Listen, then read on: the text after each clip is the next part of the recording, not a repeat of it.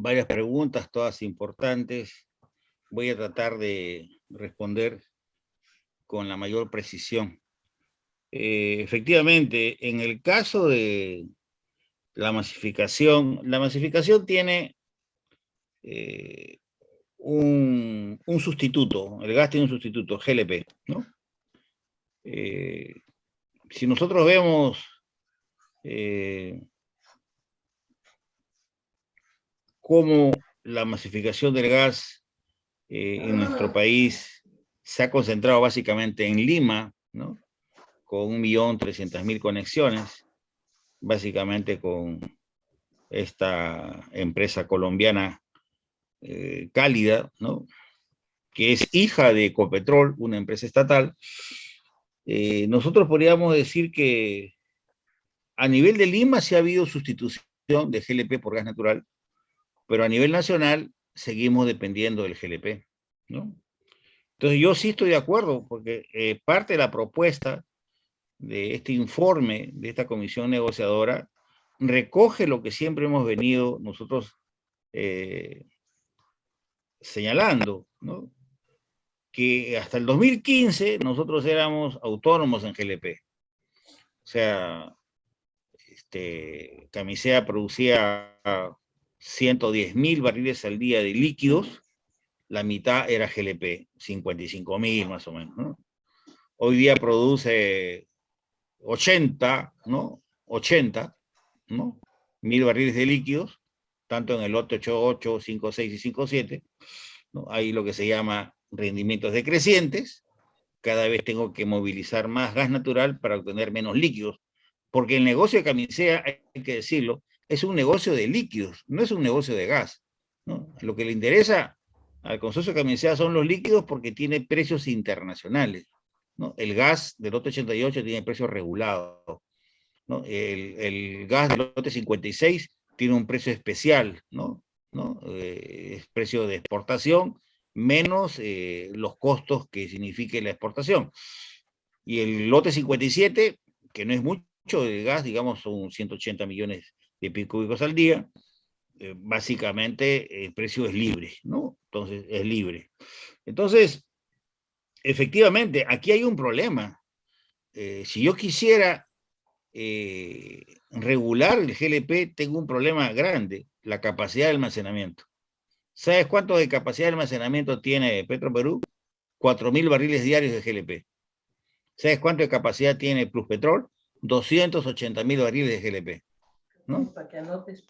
Y la capacidad de GLP de Petroperú en el Callao está alquilada, ¿no? Lo tiene una empresa privada, Grañe Montero, con una empresa holandesa, Tanking Oil, ¿no? Entonces, y tiene que pagar por el uso de eso, de esa capacidad alquilada, que es de su propiedad, ¿no? Entonces, y el segundo es Rexol, después viene Limagas, ¿no? Zgas, que tienen esas esferas, ¿no? Que son esas bolas de esferas de almacenamiento. Entonces, ahí hay un problema. El almacenamiento es básicamente privado y tener una esfera de almacenamiento no baja, dependiendo de la capacidad, de 300, 400 millones de dólares. La condición era construir un ducto de Pisco a Lurín para darle seguridad, ¿no?, al transporte, para no estar dependiendo de los maretazos, para no estar dependiendo o posibles tragedias como le ha pasado en La Pampilla con Rexol, ¿no? Una empresa de talla mundial, pero que sin embargo no tenía un plan de contingencia, ¿no? Entonces, efectivamente, ahí tenemos un problema. No hay capacidad de almacenamiento desde el punto de vista público, ¿no? Ahí tendría que negociar con los privados, ¿no? O sea, tendría que pagarle a los privados una tarifa por almacenar el GLP que yo quisiera negociar.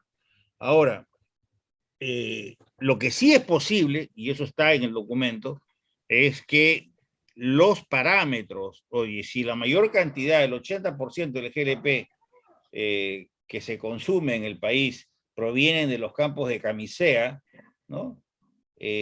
¿Por qué me simulas, ¿no?, este costo de oportunidad?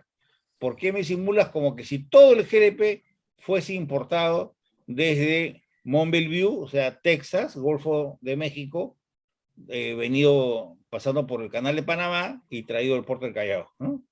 Eso lo has hecho toda la vida, desde el 2005, ¿no? Y eso nosotros lo hemos denunciado, porque ahí tranquilamente hay un sobrecosto a vista y paciencia del regulador que está alineado con la empresa. Entonces, fuera de que, al margen de eso, que si el petróleo está a 100, por decirlo así, ¿no? De dólares el barril, los líquidos siempre están a un precio menor, 80, 85 dólares el barril. O sea, los líquidos siempre están atrás, pero simulan que toda la producción de GLP que se obtiene es a partir del petróleo y no de los líquidos de gas natural que son más baratos, ¿no? Son 10, 15 dólares de menores precios. Entonces, una de las cosas, oye, es, yo te pago el precio productor de GLP, ¿no? Pero como si fuese precio de exportación, no como precios de importación. Eso constituye parte de una negociación, pero tú para negociar tienes que tener, pues, fortaleza, ¿no? No debilidad, ¿no? Con respecto a la modificación de los contratos, ¿no? Un contrato clave es justamente negociar el contrato de exportación del lote 56, donde, dicho sea de paso, el Estado, con la legislación actual, ese es un contrato de exportación entre privados, que supuestamente el Estado no tendría que meter su cuchara, ¿no? O sea, el consorcio Camisea produce, opera el lote 56 y las mismas empresas o gran parte de las empresas, exceptuando Pluspetrol, que es la operadora, ¿no? Le vende a Perú LNG, otro consorcio, le vende el gas para la exportación y ese consorcio de Perú LNG designa a la Shell para que exporte, ¿no? Es un contrato entre privados donde supuestamente, o sea, negocian el recurso de nuestro país, pero el Estado aparece al margen, ¿no? Sin ningún tipo de cláusula de salvaguarda, ¿no? O sea que cuando el precio del gas en el 2008 se cayó en los Estados Unidos, ¿no? El marcador Henry Hub, y el 2010 que empezó la exportación, no le era muy rentable exportar a México, ¿no? Ya no tenemos necesidad de exportar a México. Y acá otra novedad, digamos, ese contrato de exportación termina el 2028, ahorita, ¿no? Y también tiene que renegociarse, pero renegociarse en función a los intereses del Perú, no los intereses de Perú NG, ¿no? Empresa privada donde los fuertes son SK de Corea, Rexol y Hanoil, ¿no? Entonces, que son los que realmente hacen la política energética. Entonces, de ese punto de vista, eh, hay que renegociar el contrato de exportación, el contrato del lote 88 para la masificación, gas barato para los peruanos, el lote 56, el gas de exportación, hay que darle prioridad al mercado interno, es verdad, pero mejorar los términos de contrato de exportación, sobre todo en lo que se refiere a los costos, ¿no? A cómo se determinan los costos. Ahora, yo soy partidario que todos los contratos de hidrocarburos pasen a ser contratos de servicios, ¿no? Es decir, el Estado recupera, actualmente la legislación, la mayoría de contratos son contratos de licencia. ¿Qué significa esto? Significa que el privado le paga una regalía al Estado y es el dueño de la molécula. Puede hacer lo que mejor le convenga. O sea, una solución política que debe pasar por el Congreso, evidentemente, sería que la nueva ley de hidrocarburos, todos los contratos petroleros pasen a ser contratos de servicios. Así el Estado recupera la propiedad sobre el recurso y le paga, ¿no? Y le paga una retribución al privado. Pero eso no tiene, digamos, correlato en función a la política, porque tendría que ser aprobado por el Congreso y en el Congreso el fujimorismo y todas las demás fuerzas se opondrían, ¿no? O sea, el Perú Libre no podría imponer un tipo de negociación, ¿no? De esa naturaleza. Pero algo se tiene que hacer en la negociación de los contratos. Eh, con respecto al valor agregado, yo sí creo que Petroperú está entre sus, digamos, facultades apostar por el valor agregado, lo está haciendo con la nueva refinería de Talara, pero en el caso de la urea y otros fertilizantes, tenemos Bayoba, ¿no? O sea, tú tienes Bayobar, tienes exportas más de 10 millones de toneladas de piedra chancada, o sea, exportas fertilizantes como materia prima, como concentrado, y tienes el más rico fertilizante posible que se trata en los Estados Unidos, y luego los Estados Unidos nos los vende como fertilizante enriquecido, fosfatos enriquecidos, el de amónico, ¿no? Que han subido de precio, pues, costando más de $1.200 la tonelada, ¿no? Fuera de la urea, ¿no? Entonces, ahí están y los fosfatos de Bayobar están aquí en Piura, y cerca tienes el gas de Talara. Si tú combinas el gas de Talara con el fosfato, vas a tener el mejor fertilizante, pero eso pasa por una decisión política, pasa por una política de recuperación de la soberanía sobre los recursos naturales. En este caso, exportamos el fertilizante como materia prima, como concentrado, 9, 10 millones de toneladas, y sin embargo no abastecemos el mercado interno porque, porque ese fertilizante, así como concentrado, es muy ácido, ¿no? No se puede utilizar, tiene que ser transformado, ¿no?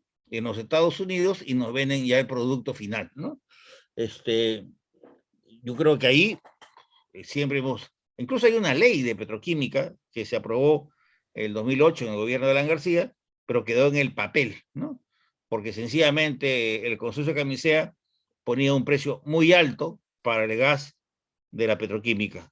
Entonces la empresa que ganó la licitación para hacer una planta de urea creyó más conveniente hacer esa planta de urea en los Estados Unidos y no acá en Ica como se había pensado. Que esto es una negociación política que pasa por el Congreso, sí, pasa por el Congreso, todo pasa por el Congreso, ¿no? Entonces, por eso que estamos con las manos atadas, porque todo el ataque que vemos nosotros de la derecha, de poder concentrado contra el gobierno, digamos que ha pasado a un primer plano, y todos los ataques contra Petroperú, dicho sea de paso, y a la gestión actual del ingeniero Contreras y el economista Hugo Chávez, esconde ¿qué cosa? Esconde los intereses del grupo, ¿no? Graña Montero, que es el principal accionista del comercio. Por eso es que hay una cadena, ¿no? El comercio, Perú 21, Correo,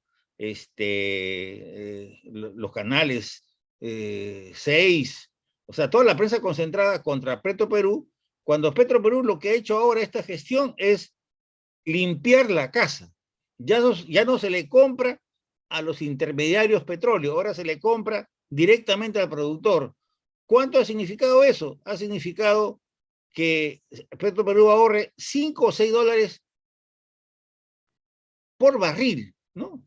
Imagínate, y si compras tú millones de barriles, ¿no? ¿Cuántos millones no se está yendo a los intermediarios, a las empresas especulativas, ¿no? Entonces, a la corrupción en la práctica, ¿no? Eso es lo que se está haciendo la actual gestión. Por eso que tú ves, los precios Petroperú están muy por debajo de los precios de la competencia, en este caso Rexol, 2, 3 soles menos en los combustibles. Pero eso es inaguantable ya, si es que el petróleo sube a 100 o más, es evidente que también se tienen que ajustar los precios, y no hay subsidio que aguante, ¿no? Entonces, ahora, con respecto a la masificación del gas, es verdad, nosotros tenemos 9 millones, 9 trillones de reservas probadas de gas, ¿no? 9 trillones, pero ¿por qué? Porque no han hecho exploración en los últimos años las empresas del consorcio Camisea. Pero la información que se maneja a nivel de Perú Petro es que tenemos un potencial de 50 trillones, 42 trillones de pies cúbicos de gas, donde prácticamente tendríamos gas para 100 años, ¿no? Por eso es que es el recurso que más tenemos, cosa que no tenemos con el petróleo. Pero para convertir esos recursos en reservas probadas, necesito inversión. ¿Y qué cosa quieren las empresas? Quieren negociar con el Estado regalías. Oye, yo no puedo pagar las regalías del lote 88, que es el 37.24%. Si yo quiero explorar, la regalía tiene que ser competitiva. Entiéndase, tiene que ser más barata. Bueno, si ustedes van a invertir en riesgo, negociamos, ¿no? Pero no hay esa capacidad de diálogo, ¿no? O sea, ¿cuánto vas a invertir realmente? ¿No? O sea, ¿hay que reservas de gas? Hay reservas de gas, ¿no? El potencial de Perú es, por lo menos, tenemos más gas, ahorita más gas que Colombia y que Bolivia, pero sin embargo, el índice de penetración, de masificación en Bolivia y en Colombia es superior al Perú por la intervención del Estado a través de sus empresas públicas. Ecopetrol en Colombia, yacimientos fiscales bolivianos en Bolivia, ¿no? Ahora, ya dije lo de fertilizantes, ¿no? En el fondo el tema es político, ¿no? O sea, el gran poder que tienen las empresas, por ejemplo, hoy día es una circunstancia histórica, estratégica, importante, no solamente para renegociar los contratos de camisea, no solamente para los lotes que están próximos a su vencimiento sean transferidos a Petroperú, porque una empresa de petróleo que solamente refine es una empresa coja, ¿no? ¿No? Una empresa coja. Tiene que tener petróleo propio para captar la renta petrolera. Pero también es importante por el lado que nosotros podríamos llamar la masificación, que va a demorar 2, 3 años, ¿no? Pero ya tenemos por ejemplo, en Huamanga tiene 250.000 habitantes. El tubo principal de Camisea pasa a 15 kilómetros de Huamanga. Y desde el 2010, ¿no? Prácticamente se discute por qué no establecemos un ramal, ¿no? 15 kilómetros. Oye, eso no te va a costar mucho. ¿Y cuánto vas a destinar? Ni siquiera 1 millón de pies cúbicos. ¿Sabes cuánto consume, Jorge, todos estos 1.300.000 conexiones de gas doméstico? Consumen 13 millones de pies cúbicos al día, 13 millones de aproximadamente 700 millones del lote 88, ¿no? O sea, 13, ¿no? ¿Cuánto consumiría Huamanga? Oye, ni la mitad de 1 millón, ¿no? ¿No? Entonces, las empresas privadas dicen que eso no es negocio, pues, o sea, no me cuadra, ¿no? Entonces, el Estado tiene que poner la suya, ¿no? Invertir, ¿no?